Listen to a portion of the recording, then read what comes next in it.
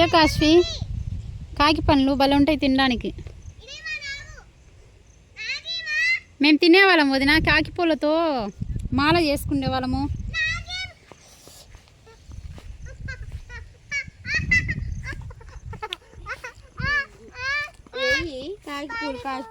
కాకి పండ్లు తింటారు. ఏదో ఒకసారి భలే ఉంటాయి పండ్లు,